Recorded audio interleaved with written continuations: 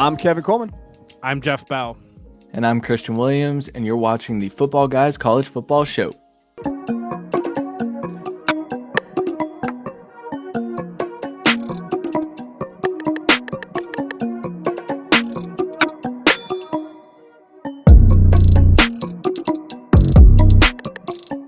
This week, we're back conference championship week, and we're going to get you ready for that.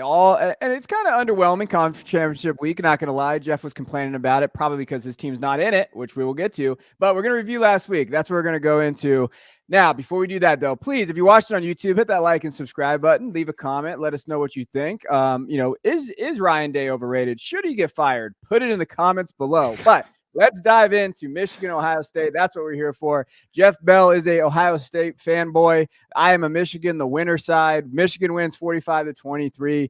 J.J. McCarthy's, I think, the story of the game. 263 yards, 3 touchdowns. Obviously, Donovan Edwards had 200 yards rushing, but those two big plays came in later in the game. Like, without J.J. McCarthy kind of doing what he did in this game, I think it would be a whole different kind of ball game here. Ohio State, it was close to that at the half when it was 2017. They were winning the game. And in that second half, they scored 3 points. And I think we're going to get into that. But I'm going to go to Jeff first.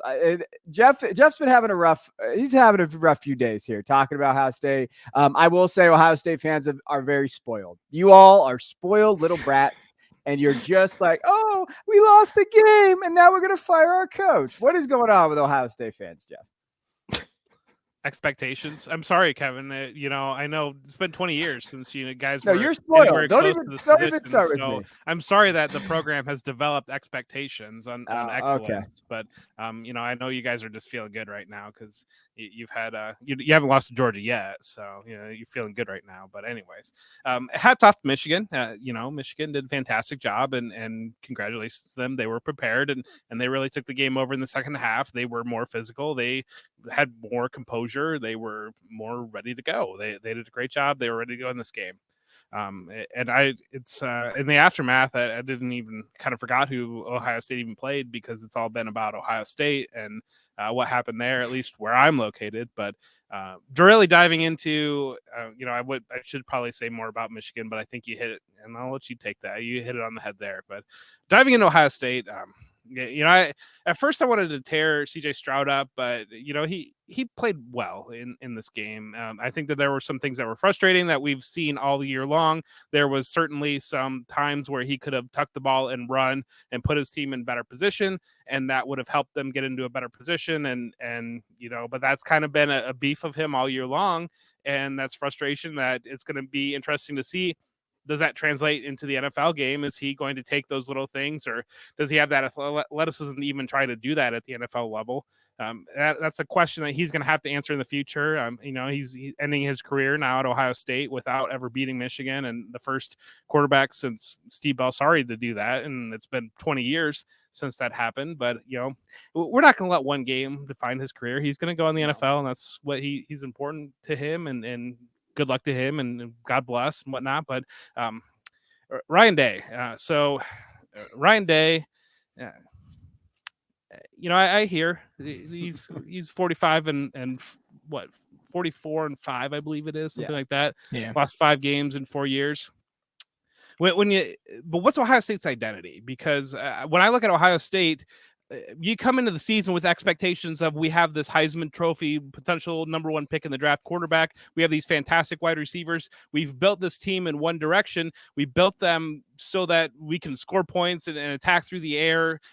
And then Michigan beat Ohio State last year. And for some reason, Ryan Day decided that while I've recruited a bunch of Ferraris and we have arguably the best passing game in college, we really need to focus on running the football. And that is going to be our key to beating Michigan. And he really has spent the entire season trying to turn a garage full of Ferraris into a bunch of trucks to try to beat Michigan. And so that is the first thing, that you've recruited to build a team one way. And just because you lost one game last year, you've thrown that all out the window the entire year. And throughout the entire season, I've felt just frustration on this Ohio State team because something felt wrong. It didn't have the identity of what you would expect the team to be. And it looked like maybe the defense and the special teams might have become that identity, but that's not what you were expecting coming into this year. You were expecting CJ Stroud, you were expecting those wide receivers, because that's how you've built in recruiting. That is how you built your team. And what I'm seeing with Ryan Day, he's a very inexperienced head coach. And I think that what you're running into is he's never had to game plan as an underdog to pull off an upset, because he's never been in that position where he's outmatched in talent. And so I think that there's a lot of things that happen as you're climbing the coaching ladder that you learn and you adjust and you learn from that he never had that step. And really, he moved through the NFL level, and the NFL game's different. And the NFL game, you're on equal footing on talent. You're never riding that emotion to ride as an underdog or whatever it might be. And I think that's been one of the big frustrations on Ryan Day's tenure, even when they're favored, that he takes more of an NFL approach. He allows the game to play out in the first half instead of just hammering teams like he should, because it's college football, and that's what you should do when you're overmatched. You should ride that emotion, embrace it, and grip it and go with it. And he's never done that. And so that's frustration right there. He's lost his identity. He's lost the identity of the program. The team quit. You can't deny the team quit in the second half of this game. You quit. You built an entire year towards beating this team, and you quit. I don't understand how you can quit in that game. And whatever's going on with Jackson Smith and Jigba, it certainly seems like he's opted out and he's quit on the season because he's more concerned about the NFL. And if that's what Ohio State's football program is going to be, we're more concerned about the NFL, and we're more concerned. We're going to be the Kentucky basketball of college football. That's where it is right now. And that's, maybe a 12-team playoff. Maybe things will be a little bit different. Maybe they'll occasionally be able to make a run. They're not going to beat Michigan again. And that's the way that, if that's the plan, as long as Jim Harbaugh is there, as long as the NFL doesn't come calling again, you're not going to beat Michigan trying to out Michigan when you're recruiting towards being a bunch of Ferraris. They should have put the ball in the air. They should have hammered Michigan in the first half of this game. They had the talent advantage. Michigan got on the field. They weren't up to snuff in the first half based on talent, and Ohio State let opportunities get away. And Ohio State really could have been 24-3 at the half. It really felt, if you watch the first half of the game, it almost felt like that's the type of game that it was. But then you saw the scoreboard, and because Michigan got the two big plays, they were able to have right there at the end of the half. And so that's where it kind of, and then it transitioned, and then Michigan took over in the second half. And Ohio State, they just are not that physical football team. And so that's just where a lot of the frustration, I think, lies with the fan base. When you look back at, yes, he's lost only 4-5 games, and yeah, we're spoiled, but then every one of those games has the exact same formula. They're big games. The team was very tight. The team wasn't sure what they needed to be. And it's really just a hallmark of an inexperienced coach. And you kind of have to ask the question, is Ohio State the type of place where you should be learning how to be a head coach, or should Ohio State be investigating people that actually understand how to be head coaches? That was well said, Jeff. I appreciated all that. Just taking it back to the game for 1 second here. Last week we talked about JJ McCarthy and how he could be the X factor in this game. He had never been asked to throw the football to win the game. And instead, he was asked to throw the football and run the football because Ohio State put Michigan's run game in a body bag. They did not, I think they averaged 3 yards per play outside of the big plays. Yeah. And honestly, that was the formula for Ohio State to win this game. I think you're right, Jeff, in that they did quit. I think to a level, obviously, like those seniors and those guys that are not going to be back, they still wanted to win that football game. But at that point, when you've got a team that has played harder than you, has played tougher than you, and really just you watched your coach make the most conservative decision on that 4th and whatever it was, 4th and 3, 4. And I know we know now that was supposed to be a fake punt, and that was supposed to be, a backbreaker type of move, and it wasn't executed correctly. But why? I don't know that everyone on the field knew that, or everyone on the team knew that. Clearly, CJ Stroud didn't. He was screaming at his coach to let them go for it. And then they took the offense off the field, despite the offense rolling for the most part. You talk about identity of the football team. Yeah, they can recruit 5-star guys, 4-star guys. It won't matter. They'll never beat Michigan again if this is the formula where they think that they're just going to be out talenting them and they don't have to necessarily play hard. And I think that comes down to that's not just coaching in this one particular game, right? That is coaching throughout an entire season of we are better than you and we know we're better than you. So we're just going to toy around with, oh, maybe we'll throw the third string running back in and get him some reps. And maybe we'll just try to get the running game going for a whole half, even if it's not working. And we're not going to beat the pulp out of you. And that is why I think it's justified to call for at least a hot seat for Ryan Day, right? Because I don't think you can fire him. Now, there is a scenario, and we will talk about the college football playoffs. If they get in and they lose to Michigan again, he's done. He will not make it into the next week. And so I think that he's got a lot of looking in the mirror to do. I do want to go back and give credit to Michigan, though, because Harbaugh was on the ropes. He was done. He took a pay cut. Everything was falling in the direction of Harbaugh is moving to the NFL or he's going to be fired. And what he did is he took the pay cut. He said, I will fix this. And he did. And he won the 2 biggest games of his collegiate coaching career at the very least. And now we're talking about, I'm looking at next year already because I'm a psychopath. And to me, Michigan is the favorite to win the Big Ten. And I don't know that I can for sure say that Ohio State is the number 2 team in the Big Ten next year with where everything is landing. I think Penn State has a really good shot. The following year, you've got USC coming to town. USC is about to potentially be a college football playoff team. Things could go south very, very quickly for Ohio State, but Michigan is the tone setter in the Big Ten now. And I think that is notable. It is kind of shocking to everyone outside of Michigan. But congrats, Kevin, and I'll turn it over to you. Well, I'll just say this, we have expectations. Jeff made that joke earlier, but I think it's just I just appreciate people forget Harbaugh's a good coach. And he's a coach of men and he molds these guys the way they go. And to Christian's point, Harbaugh was leaving last year for the Vikings. He was going to go. Remember, he interviewed on signing day. He lost his offensive coordinator and he didn't get it. And he came back and he was still able to coach these guys and build them up. To me, that's buy-in. And then when I was watching the game, so things real quick, I know we got to move on, but things real quick, talk about Ohio State.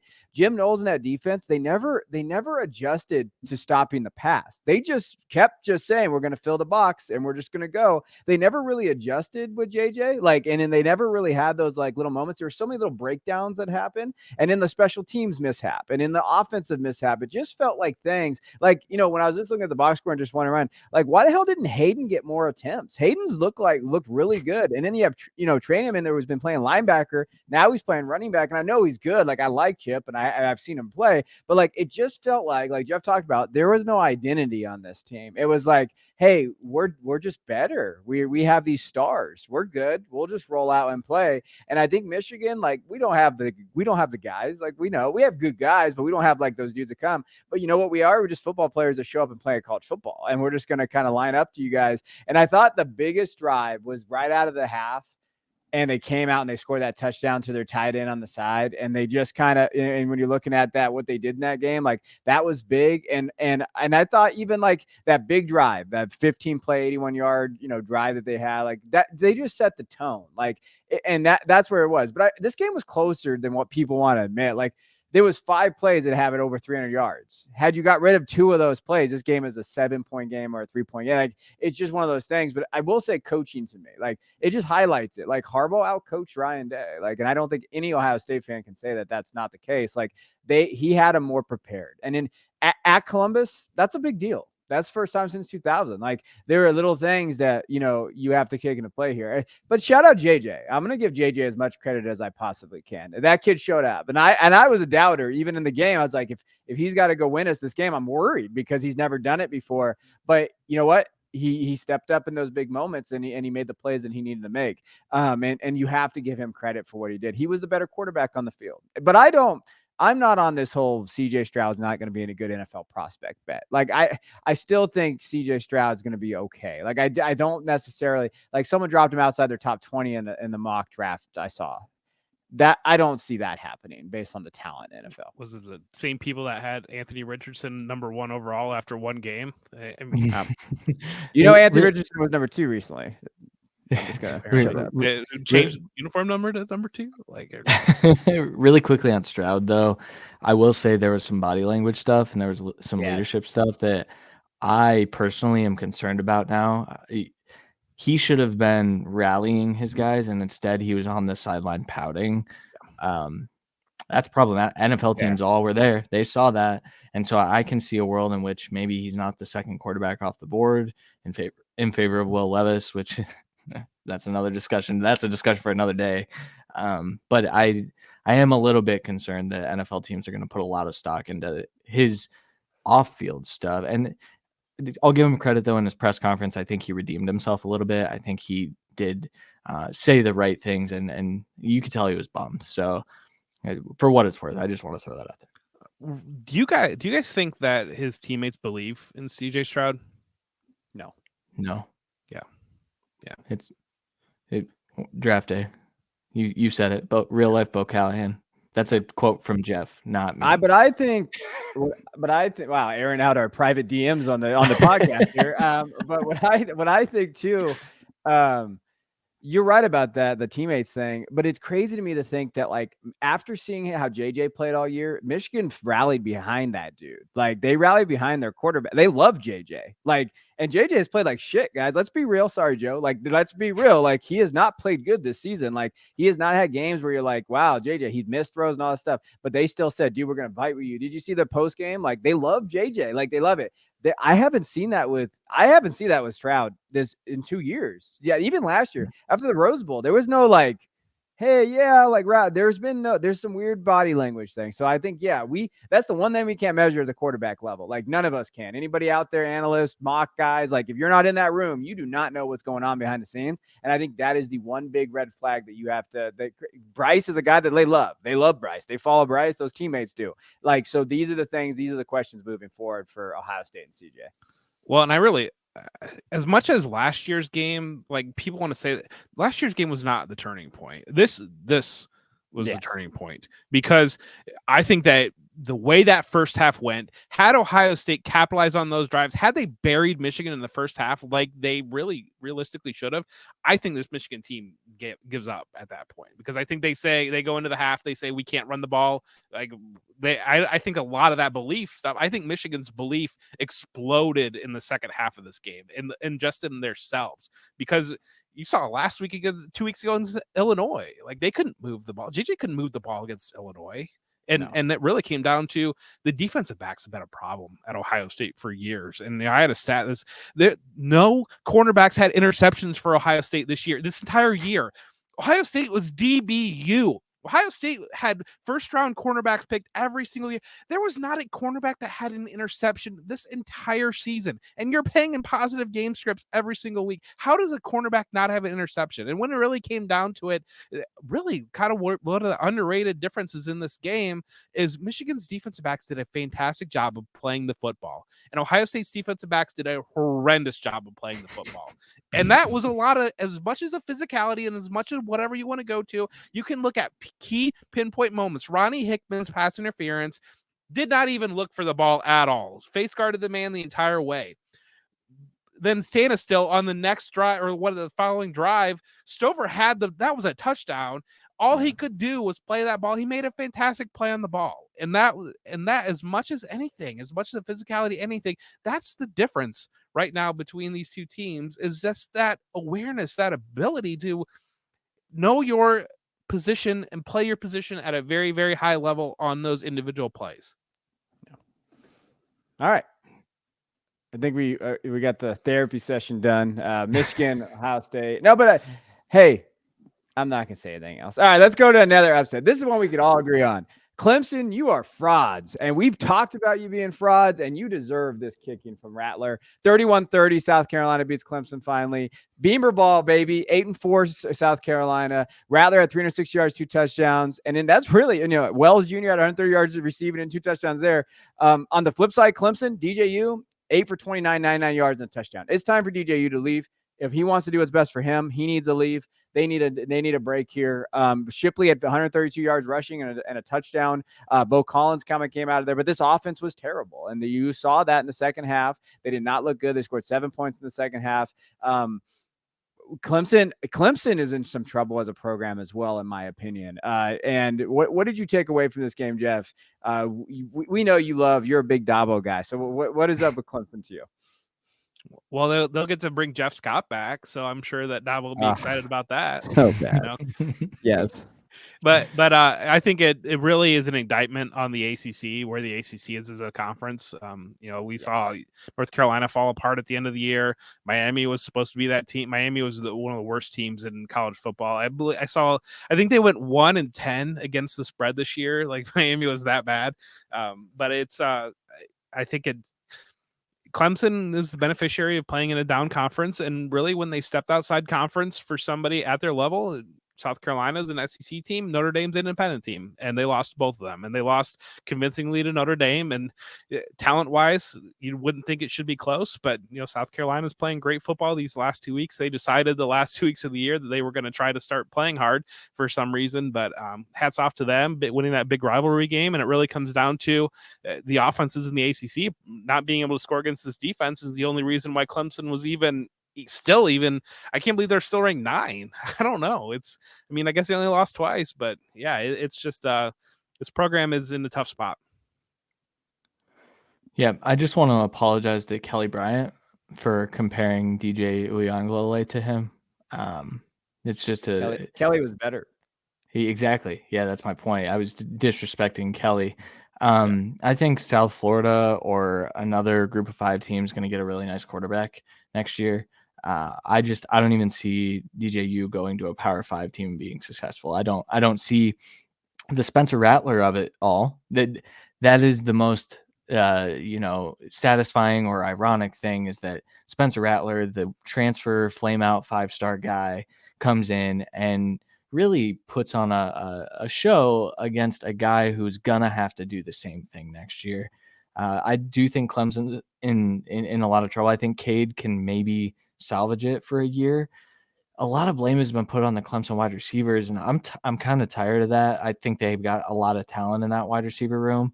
I think the scheme has been problematic all year. We've talked about it. I don't want to harp too much on it. And it ultimately, I think you're right, Jeff. I think the ACC is in trouble, but the saving grace is going to be Drake May next year, a good North Carolina recruiting class, some of those younger guys getting better. I think that I know they've faltered down the stretch as well, but I think that we just watched kind of the transition from Clemson owning the ACC to a North Carolina led by Drake May team next year has to be the favorite over Clemson, despite that paw on the side of their helmet. Well, they might be playing this week, so we might know. So. That's true. Real quick, DJU, where would you want him to go, Christian? The XFL. I don't particularly like watching him play quarterback because I don't know where he can succeed. I don't know what. I got a spot. You want to hear my spot? Sure. Utah was what I thought of at first. I guess Michigan design runs.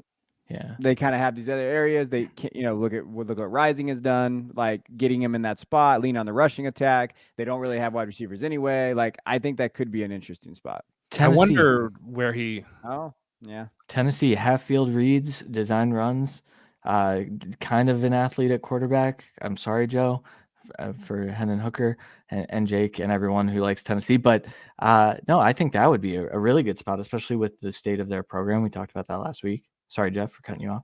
Well, I wonder academically, because like Stanford seems like, I don't know if he could get in there or not, but that, that's a rebuilding Power 5 that wants to be physical, wants to rely on, at least that's how they don't have a coach right now. And then I'll get into that, but so we don't really know what that identity would be, but I think he needs to go back to California. I feel like he needs to get home. And I think that there's some guys that they need to get away from home, and there are some guys that need to get home. And I think that's a guy that he needs to go home. Yeah, no, that's fair. All right, a couple hot takes from this. Spencer Rattler should go to the XFL, be the face of it, I think. And then Will Shipley should transfer. If I was Will Shipley, I would get out of this offense and go somewhere else where they need a running back, like just Ohio State. Okay, not everybody's gonna go Ohio State. Get out of here with this take. Henderson might not be at Ohio State. So we might. Well, that's true. I know he's going to be at Michigan. All right, let's go to this game real quick. So LSU pulled an all-time just choke job. They could have made it to the playoff. Number 5 team lose to Texas A&M, whose kicker just transferred. This is how low Texas A&M has gotten to. He has entered the transfer portal. 38-23. Devin Chain. 38 carries, 215 yards, 2 touchdowns, guys. Like, that was the key to the game. Connor Weigman looks like he is a quarterback. He's going to be a guy that he's the best quarterback I've seen in that Texas A&M offense. I highlighted him. We talked about him. On the flip side, offensively, they just couldn't get anything going. Jaden Daniels, Malik Neighbors were there. Boutte has not been good this year. This was just a choke job, Jeff.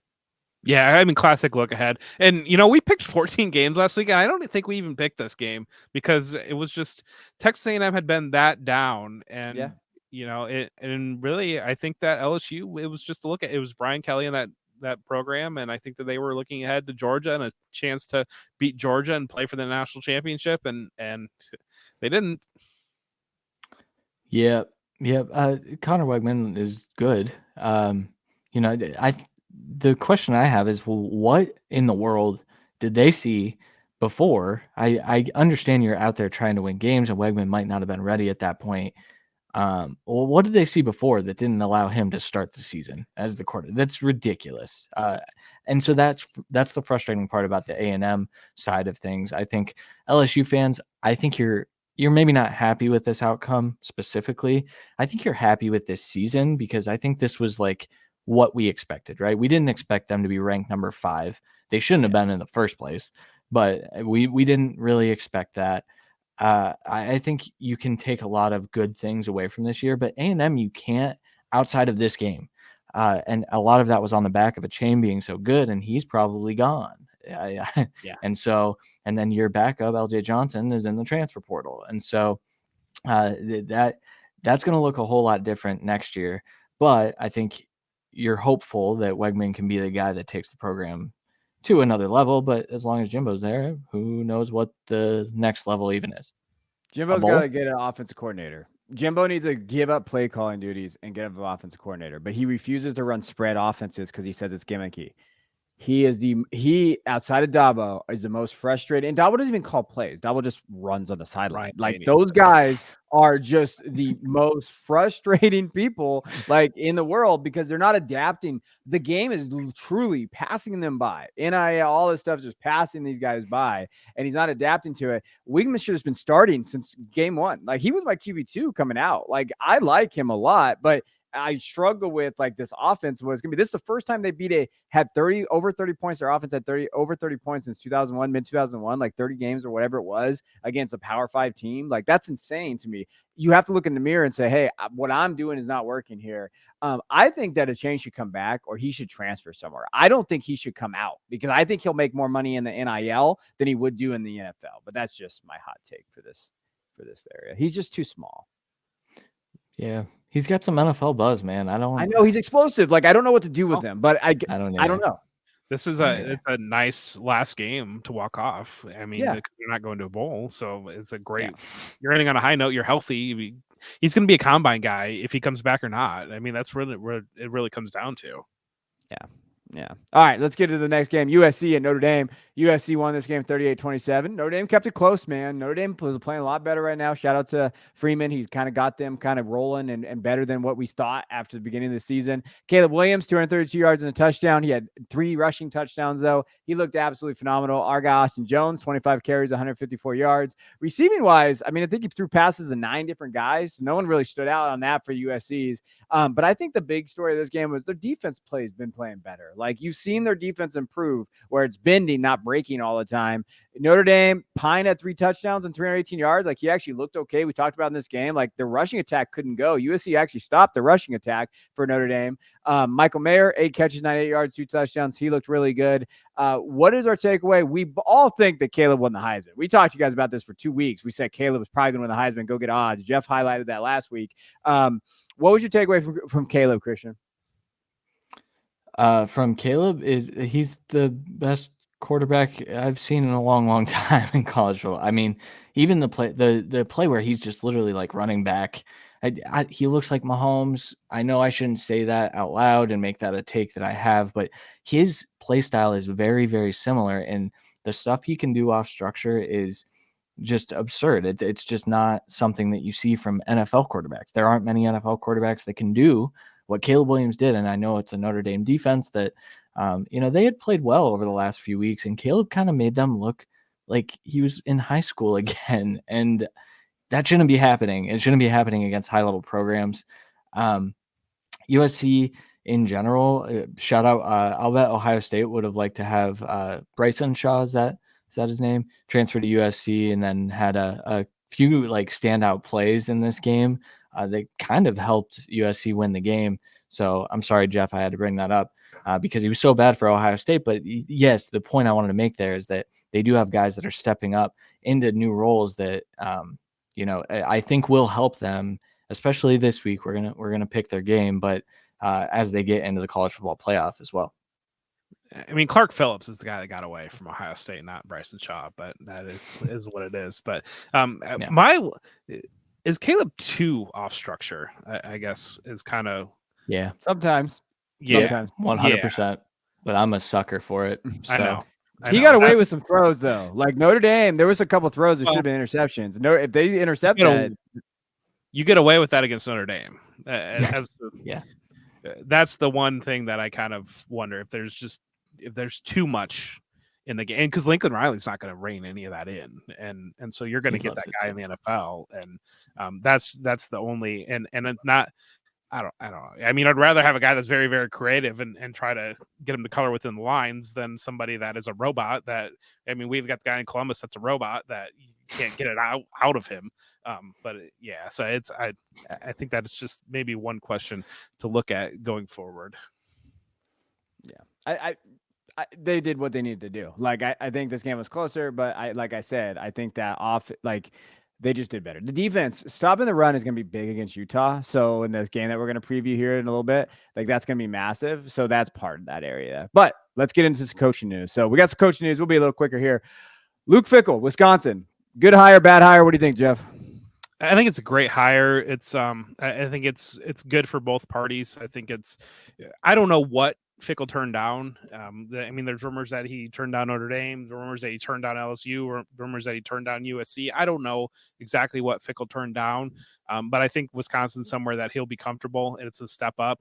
But I do want to say that people need to realize that the Wisconsin that used to be able to go 11-1 and just worry about Purdue and Minnesota, like that's gone, because USC coming in, they're going to get rid of divisions. And so now you're looking at Wisconsin probably with a ceiling of being maybe the fifth best team in the Big Ten, fourth best team in the Big Ten as a ceiling. So it's just one of those that Wisconsin fans need to be a little bit realistic about probably where those days of going 12-0, 11-1, 10-2, and playing Ohio State to potentially go to the playoff are probably not coming back exactly soon. Yeah, it's tough to recruit up there. I'm interested to see how he attacks the Midwest specifically. There aren't too many football players in Wisconsin. Wisconsin traditionally has to go outside of their state lines. There are a couple good teams here in the Midwest that are recruiting pretty nicely within their own states. So I think the Ohio State ties, the Cincinnati ties are going to help him. I wonder what kind of impact that takes to the other, Midwestern Big Ten teams, if that is a more, lucrative place for them to go. The NIL, the boosters are saying, yeah, we'll give some NIL money out here. So I'm intrigued for sure. Well, they went after Caleb. They went after Caleb Williams, and that was a real thing. And I think that there is money there. Am I the only one that think Luke Fickell's not very good? Am I on an island out here? Because I think he's a very average conservative coach that's not going to win you titles. You're not going to win titles at Wisconsin. anyways. I mean, but I don't think you. I think he's I a good match. don't for Wisconsin. I think he would have been a bad match and maybe props to him having the self. I think he would have been a bad coach for the SEC. I think he would have been a bad coach for USC. I think he's realistic about because I mean this guy, he's seen a lot. He was the interim coach at Ohio State. He built that that Cincinnati program up. He's got an idea. He's very realistic, and so I think it's a good match for Wisconsin. What Wisconsin needs to be, because I think Wisconsin needs to be that style. Wisconsin's never going to be that throw the ball 75 times in a game. Wisconsin knows what their bread and butter is. They're going to be able to recruit offensive linemen and running backs, and he's going to be able to lean into that. Okay. Yeah. All right. Next one, Matt Rule. Obviously didn't work out for Carolina, and he had a bad tenure there, but he's a good coach. You saw him at Temple, you've seen him at Baylor. Now he's at Nebraska, and Jeff had talked about it in the DM. Since we're just airing out private DMs, why not? He loved it. He's starting to warm up this hire. So what do you think, Jeff? Yeah, at first, it kind of seemed like I made jokes of like, you're officially a Big Ten West program now with a retread NFL coach there with Matt Rule. But, he's got recruiting ties to Texas, and I think that's very important for Nebraska. And we know that the Baylor program, he did a very good job of finding athletes and turning them into football players and kind of building his program that way. And I think that if you look back, like the history of Nebraska and what's really important in Nebraska, the black shirts, like all that stuff, like development is really important to when Tom Osborne was there and those types of programs. And I think that he's going to lean into that, and he's going to be a coach that I think that when you look at a new hire on a coach, like, does this fit the fan base? Does it fit the school? Does it fit the ethos of the situation? And I think that he does. Yeah. He's a good program builder. He was never really meant for the NFL. I think you thought that it could work there for a second, but we just know that it doesn't at this point. There aren't too many success stories. So shout out Pete Carroll. But yeah, I think this is a fine hire. Nebraska is the same situation as Wisconsin. You're not really competing for titles. What is your ceiling? Is it just making sure you go to a bowl, or maybe you sneak into the 12th playoff spot? Fine. I mean, I think that the boosters there would even be happy with that, honestly. They would.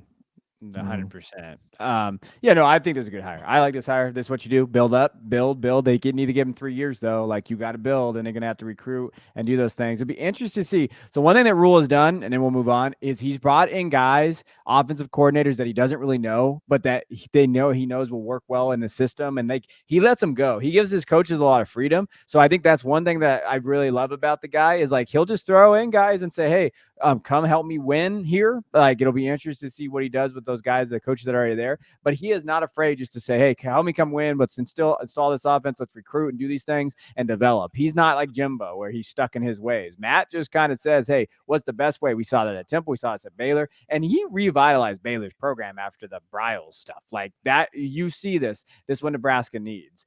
Hugh Freeze. I don't know if we have enough time for Hugh Freeze and Auburn. I hate this hire. I know Jeff likes him because he beat Saban twice, but I don't know. I think he's a good coach. I just hate him as a person. I think that's fair. I think that it's important to you got to look at this cycle, and I think that last year maybe blew people's expectations out of the water because you had really last year was a continuation of 2020, of that pandemic year, because I think in 2020 you had some programs that were really on the fence on what they should do, and they kind of kept it status quo because it was such a mess. Last year was crazy. We had Lincoln Riley leaving Oklahoma to go to USC, and Brian Kelly leaving Notre Dame to go to LSU, and so really, when you take a step back and like, who's the big name that would make a move? I get like in this landscape right now. I mean, Lane Kiffin, maybe would Chip Kelly, maybe Kyle Whittington. His name was thrown out, but I think he's pretty comfortable at Utah. He's been there I think he's the longest tenured coach in college football now at this point, other than maybe Kirk Ferentz. And so I think I don't know. I think that they struck out probably on their first 8 options, and Hugh Freeze is a guy that has beat Alabama, and that's just where they are. Yeah. Liberty has to be so bummed. They just extended that dude like 7 years and gave him a ton of money, and he was just like, all right, see ya. Back to the SEC. I don't have too many comments on this. I think I think the offense in Auburn just do not mix well, the offense that he likes to run. So I am very curious to see what his recruiting path looks like and how he can get players that fit what he likes to do personally. I don't know. Kind of underwhelming, I guess. I think Ashford's going to start there. If Ashford doesn't leave, I think he fits what Hugh Freeze wants. Like just that's true. Yeah, he does. He fits that offense pretty well. Like, and their schedule, the way it kind of works out, it's actually not bad next year. So like, it's no make mistake. He's fine. He's fine. He's going to be fine there. I think from a moral perspective, and I always try not to be the moral guy. I just think I feel like Auburn sold their soul a little bit to the devil here. Like in terms of what, they try to set these higher standards, but then they don't. Like, don't be a hypocrite. I think that there's some there. Hey, everybody deserves second chances, but this is like his 10th. So at a certain point, like, I get what we're doing as a program. Are you going to, I wouldn't feel comfortable sending my kid to Auburn to play for this guy. That's just how I look at it from my perspective. Wait until Ohio State hires Urban Meyer back. I'll hate him even more. So that's fine. That doesn't shock me there. Real quick, David Shaw resigns from Stanford. I personally don't think Stanford's a job that anybody would want to go take. I read a stat today that they have one undergrad transfer that plays football for their program, and he was a walk-on and got a scholarship after he walked on. So that's why he counts. They don't do a lot of undergrad transfers because of the academic stuff. You can't win in this day and age without undergraduate transfers. You just aren't going to do it. I understand that people say like, oh, they have the money and they have all these things that they can do. They haven't shown that they're going to do this. And I understand there's people out there that think Stanford is still the job 10 years ago. That is not the job anymore unless they're willing to change. And I don't see that. This might be a good retirement job for people to go. These guys go and like, I think Mendenhall, some of these other guys got shouted out there. The old Washington coach whose name is escaping me. Who is the old Washington Whittington? coach? No. The one that went to the playoff with, oh man, this is bad. Yeah. He just retired. Yeah. Anyway, that old guy, I don't care about anymore. We'll look it up. Just keep talking. This is terrible podcast. All right, yeah. So that guy, the old Washington coach.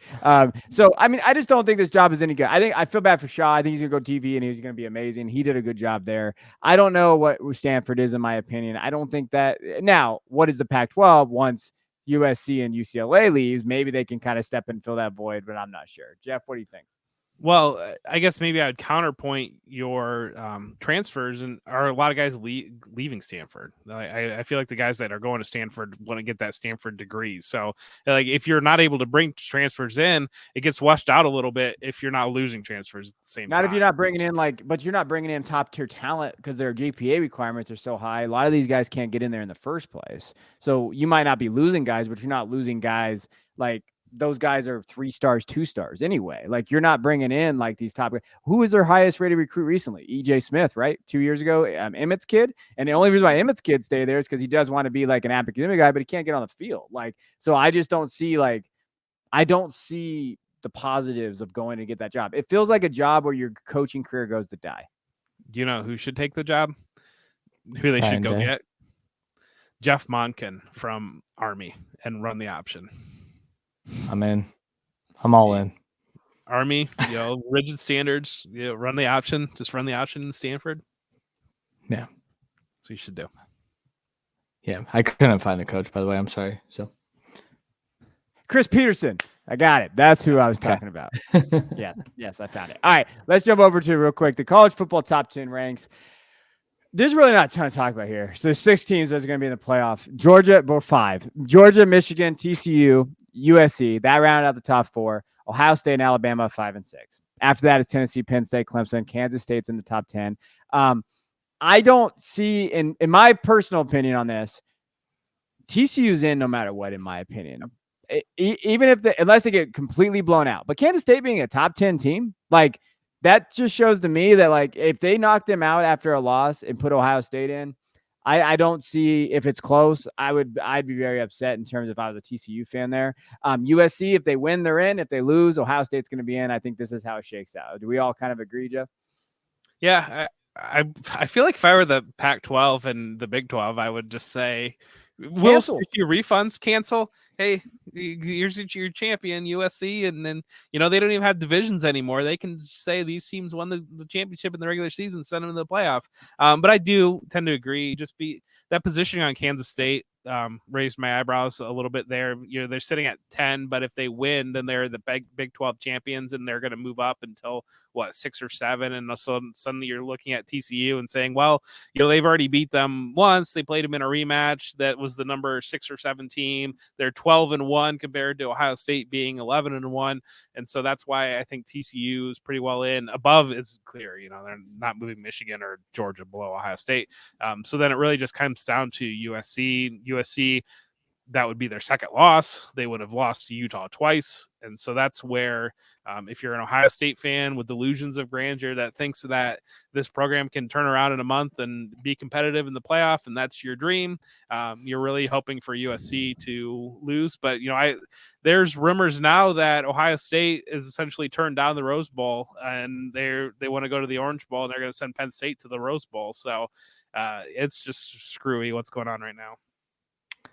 Which is strange to me, because if they were to go in the Rose Bowl and USC makes it, the Rose Bowl can then select or ask other teams to go, and they could potentially have an Ohio State-Alabama Rose Bowl, which would be the second highest rated game of the year behind Ohio State-Michigan, probably. Like, just what an incredible way. Now, everyone would opt out, and that's why the bowl season sucks, and that's why the 12-team playoff is much needed. But I think that I hope those are just rumors, and I hope that's not the case. I actually don't agree that TCU is locked in, and the only reason I feel more confident that is the truth than I do that it's not. But the committee's already kind of posturing for, look at Ohio State's wins. That's why they're at 5 over 2-loss Alabama. And so, to me, they want the teams, we talk about this every year, they want the teams that are going to generate the highest television revenue.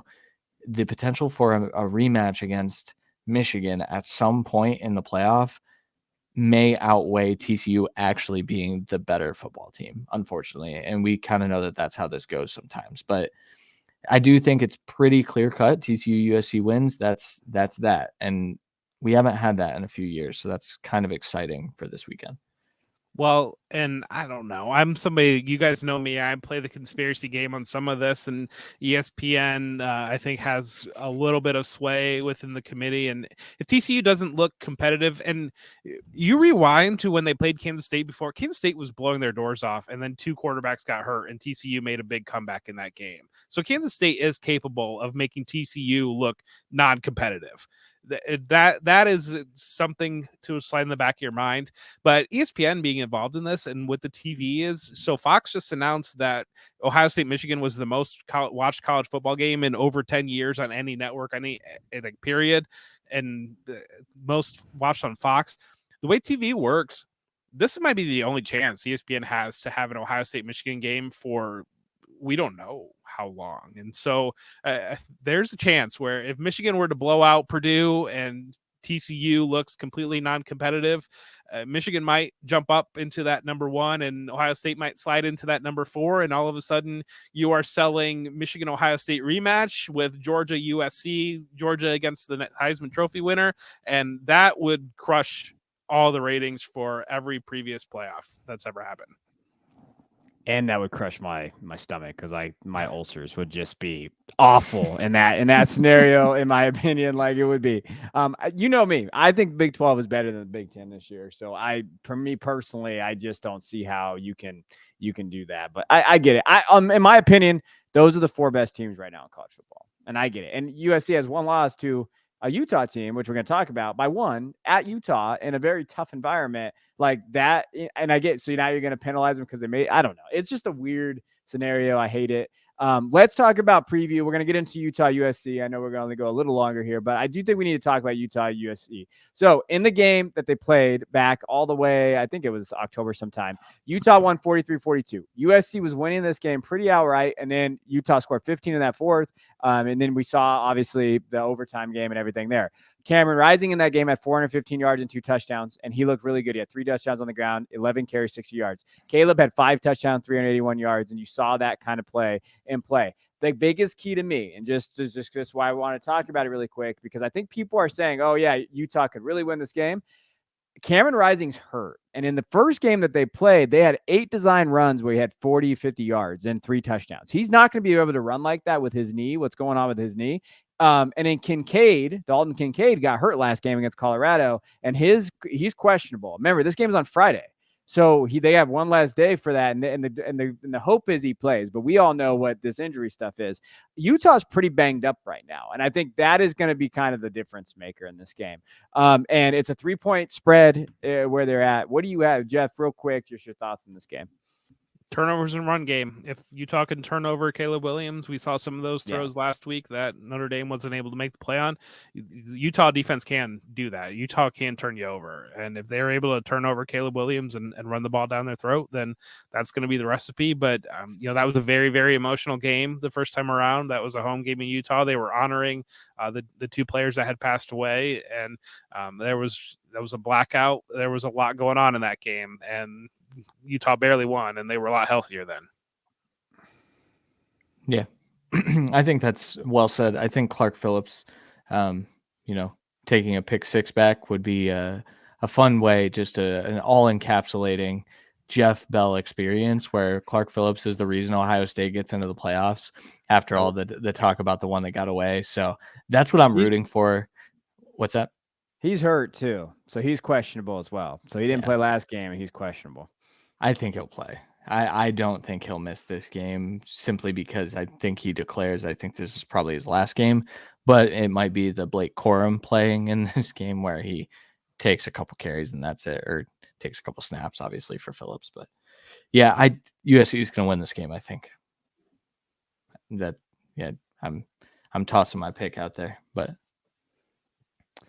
They feel like a team of destiny, but we'll see. Let's jump over. So we're gonna play little games as we wrap out of here. We're gonna pick some games, and then we're gonna go into a little bit of prize picks. Or not prize picks. So don't say that. A little bit of prop bets. Go over there, prospect poker, and then do some blackjack trivia. So Christian, take us into Sportsbook Rundown.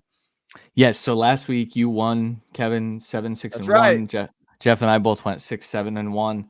Overall on the year, it's very tight. It's no more than 4 games between the worst Kevin and the best Jeff. I'm wedged in the middle here, and so we're gonna speed round all of this because we're way behind. And so no analysis, just your pick. Let's make it happen. USC 3-point favorites against Utah. Kevin, where are you going? Give me the Trojans. Yeah, USC. Oh boy. Okay. Well, I already gave my pick away, so that's the kiss of death there. Utah's going to win by 3 touchdowns. Next game, Kansas State at TCU. TCU is 2.5-point favorites in this one. Jeff, where are you going? Kansas State. Ooh. Wow. I'm next. I'm also leaning Kansas State. Even if I think Kansas State only covers. Kevin, where are you going? TCU, baby. My team of destiny. We're going all the way to the promised land. Sure. MAC championship. Toledo, 1.5-point road favorites at the OU Bobcats. OU, oh yeah. For Jeff's sake, I'm going to pick OU. Kevin, where are you going? I'll take Toledo. You would. I gotta go with I'm an Ohio Bobcat grad. Ohio Bobcats. They have been rolling and they're gonna win. Next one, Coastal Carolina at Troy. Troy is 8.5-point favorites. Kevin, where are you going? I'll take Troy, I guess. Jeff? Is somebody hurt in this game? Because this opened at 11 and it's moved down to 8.5. But I'm gonna go Coastal. But I don't know if Troy had a big injury. I think Grayson McCall was injured and is now expected to play. That might be it. I might be completely wrong. I'm taking Coastal as well, though. LSU at Georgia. Georgia's 17.5-point favorites. 3-loss SEC champion or potential champion here. Jeff, where are you going? Georgia has been sleepwalking, but I think they bring it in this game, and I think that they cover the 17.5, but they have not been what you would expect. Yeah, 17.5 is a lot. I'm taking LSU. Kevin, where are you going? LSU. All right. Next one, Fresno State at Boise State. Boise State is 3-point favorites in this game. Shout out Jake Haener. So Fresno State. Kevin, where are you going? I'll take Fresno in this game. Give me Boise State. It was coming. Next one, UCF at Tulane. Tulane, 3.5-point favorites. Kevin, where are you going? Tulane. I don't trust Gus Malzahn. Tulane's better football team. Tulane. Yeah. Isn't this the play-in for New Year's 6? I'll take Tulane as well. I agree. Tulane's better. Next one, Clemson, 7.5-point road favorites at North Carolina. Jeff, where are you going? North Carolina. Me too. Kevin? This game is so bad to pick. I'm going to go North Carolina. Like you for that. Next one, Purdue at Michigan. Michigan is 17-point favorites. I'm taking Michigan. This game should not be close. Kevin, where you go? Purdue. Jeff? Michigan. Next one, UTSA, 9-point favorites at North Texas. Kevin, where are you going? I'll go UTSA. Jeff? UTSA. I'll go North Texas. Next one, Akron at Buffalo. Buffalo is 11.5-point favorites. Jeff, where are you going? So this is the Auburn Bowl, where if Buffalo does not win, then Auburn might be able to make a bowl. But I'll go with Buffalo to cover the 11.5 to win because Buffalo needs to get bowl eligible. Yeah, I'll take Buffalo as well. Kevin? Who put these games on this schedule? I'm going to take Buffalo. Well, I did because I didn't know that we would be talking for 45 minutes about the Ohio State. This is true. That is the last game in the sportsbook rundown, so that'll do it.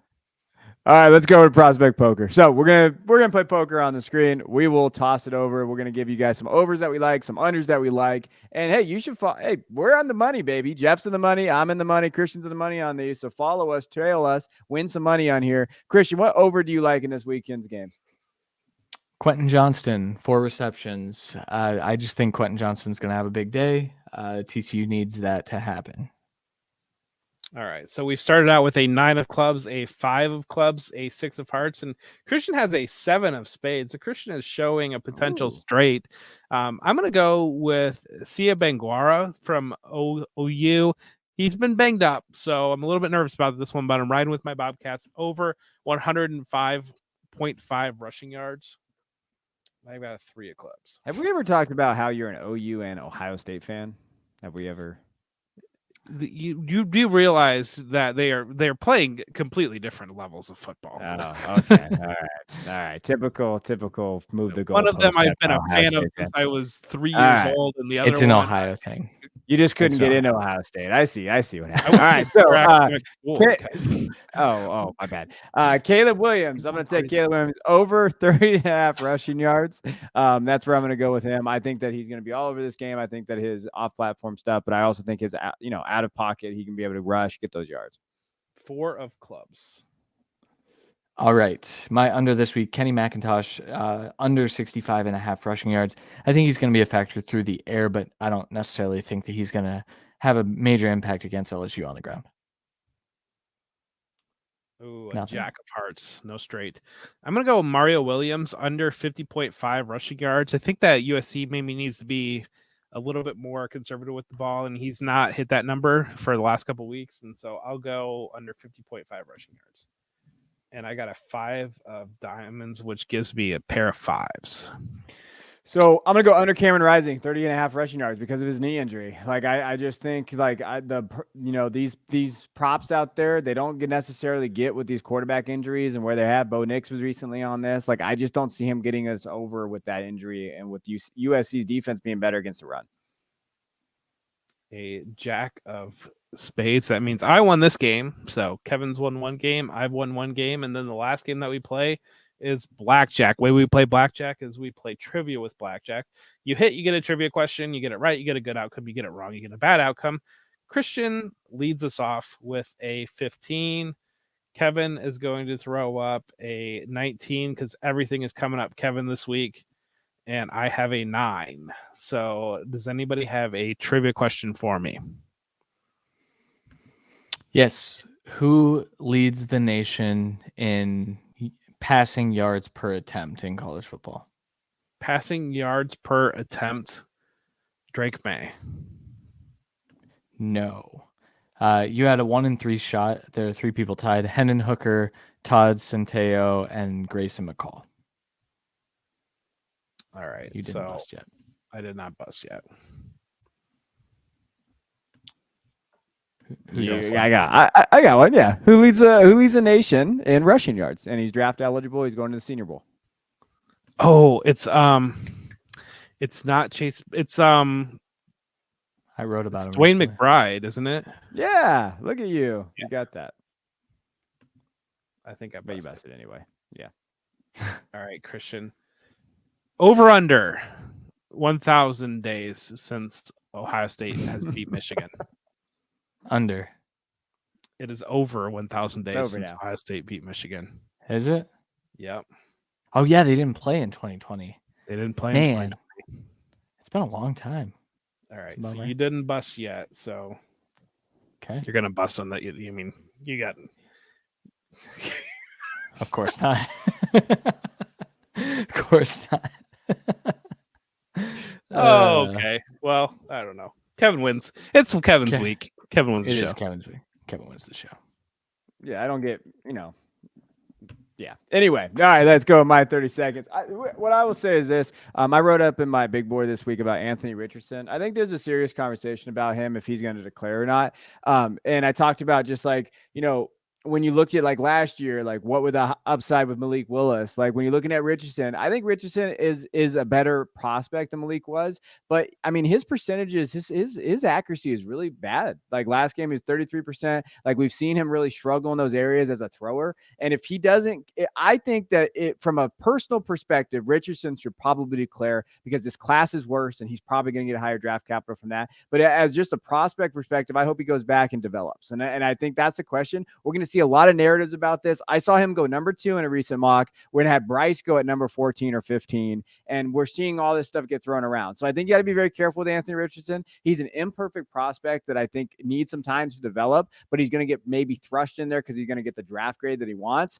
So be wary of this. You need to follow this very closely as we go and not invest a huge draft capital in him and in just fantasy in general until you see that process play out and how his accuracy looks, because he's going to be a workout guy. But I think, be very nuanced about this conversation because there's no perfect answer with Anthony Richardson because he's probably going to be the most hotly debated prospect heading in this class if he decides to declare.